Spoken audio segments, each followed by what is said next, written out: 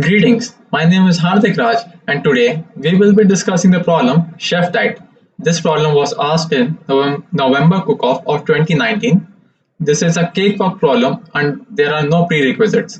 Let's move on to the problem explanation. Let's look at the problem statement.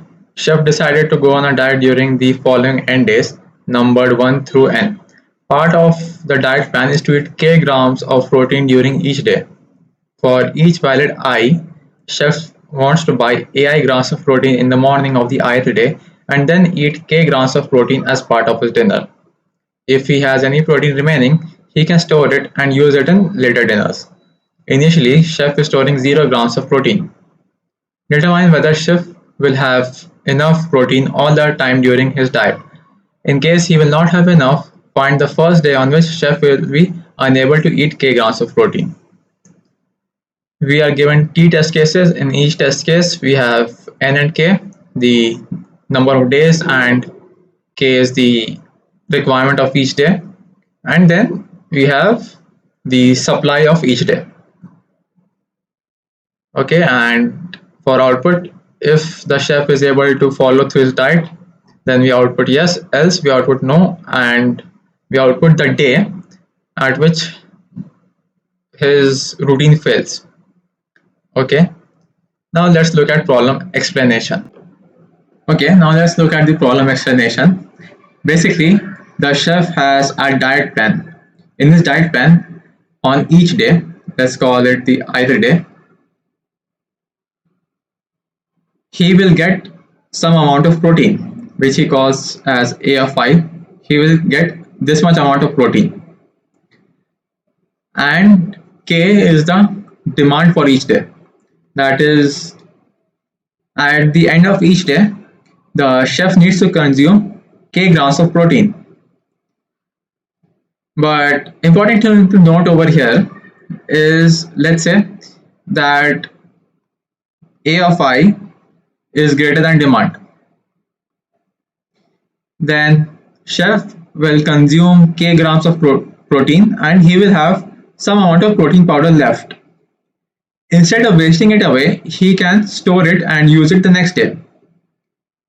So basically, we will keep one variable which will store what is the leftover amount from the previous day, and to that amount we will add the A of I, and we will call that okay, what variable have I used?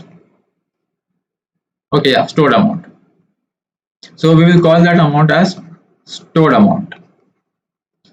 So this is the total amount of protein powder that is available on each day. And if if this thing is greater than or equal to k, that is the demand for each day, then we are fine. Otherwise, the chef has failed in his plan, and then we need to output no, and along with the day on which this failed. Let's look at the code for better understanding. Okay, so int n and k. N is the number of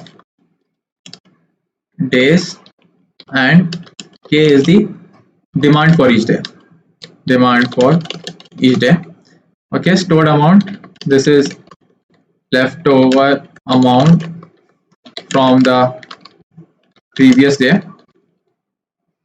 Initially we have no leftover amount, so we initialize it with 0. Int day, if day is equal to 0, this is something like a flag variable, you can say. If day is 0, then in that case the chef was able to follow through his diet plan. Else the chef failed, and we need to output no along with the day on which this failed, or along with the day on which he failed. Okay, so this array stores the supply of protein powder each day. We are using one base indexing. Okay, so first we take the input Alright, now we iterate over the days. So the supply of each day is basically array of I, and the demand of each day is k.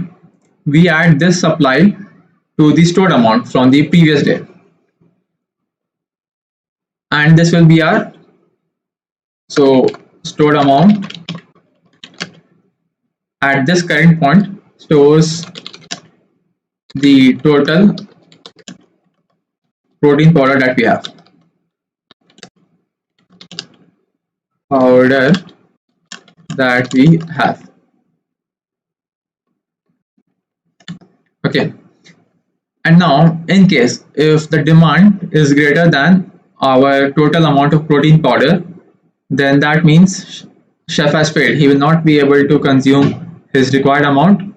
So we basically say that this is the day on which chef failed. So we update day with I and we break. Otherwise, from the total amount of protein powder, we consume what is need to be consumed on each day, that is the demand, or it's just demand was k. So we could have also written as stored amount minus equal to k. This is similar to the above statement. Okay. Now if day equal to 0, then that means we never hit this else statement, and so the chef is able to follow through his diet plan and we output yes. Otherwise, we output no and we output the day on which he failed. And since there were multiple test cases, I'm taking the test case, and for each test case, I'm calling the solve function. Let's try to submit this.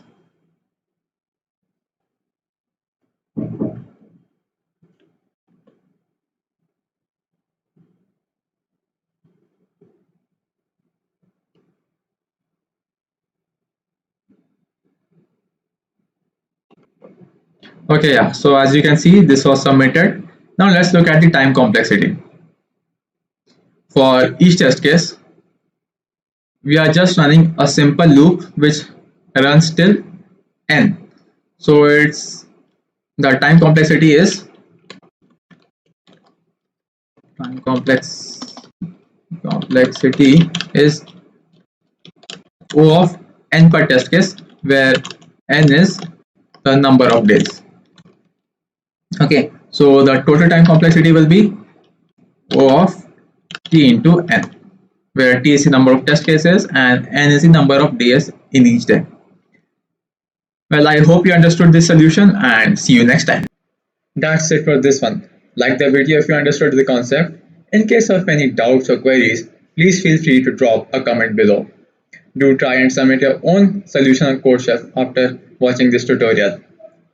If you are interested in competitive programming and want to learn and master data structures and algorithms, then Codechef is a one-place destination for you. Every week we post Codechef problem explanations, frequently asked interview problems, conceptual videos on various programming topics, and also conduct live problem-solving sessions. To stay notified of our upcoming uploads, subscribe to our channel and hit the bell icon below. See you next time.